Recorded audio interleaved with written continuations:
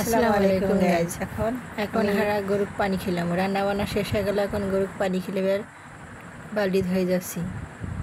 আমাদের হারা এনকে প্রতিদিন কাম কাজ মানে রান্নার কাম আন্দোলনের কাম শেষ হইলে গরুকে এরকম করে বালতিত করি পানি খেলেই এলো হলো আমার গ্রামের মানুষের কাম কাজ শেষ হয় না। সারাদিন কাম করবেন নাকি একটা না ছোটো ছোটো ছোটো কাম থাকে, কাম কিন্তু শেষ হয় না। একটার পর একটা লাইন পরে কাম থাকে। এলে আমার গরুগুলো খুব বদমাইশ। এই পানি খাওয়াচ্ছে পাঁচটা গরু, এলে 2 বেলা পানি খেলবে নাকি, তিন বেলা পানি খেলেই গরুগুলো কি সুন্দর দেখো, কত গরমে পানি একেবারে ঢক ঢকে খাওয়া শুরু করে দিছে।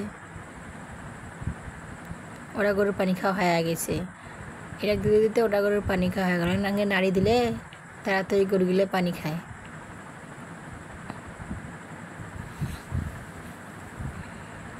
দেখছেন এক ঘরে খাওয়া ফেলা এঁকে ওই দুটোর খাওয়া হয়ে গেছে, এরও খাওয়া হয়ে গেছে। আর এই দুটোর পরে এখন একটু পরে খেলাম। আর বাড়িতে গরু পুষলে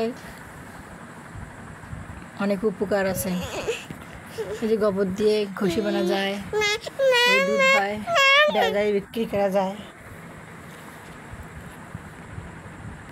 তোমরা এলেও করেন, গরু পোষেন, উপকারে আসবে। আমাদের উপকার অনেকটা, আল্লাহ রহমত উপকার পাওছি।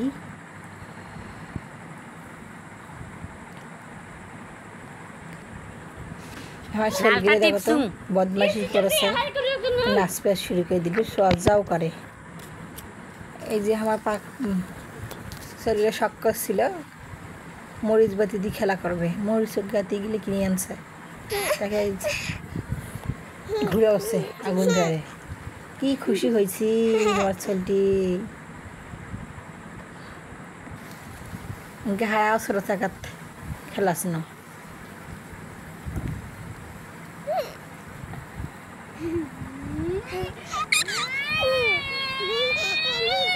আপু যে নাচানাচি করে,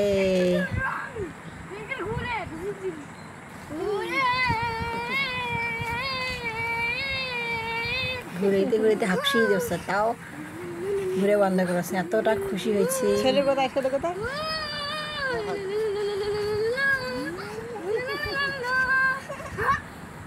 যদি কোনো কারো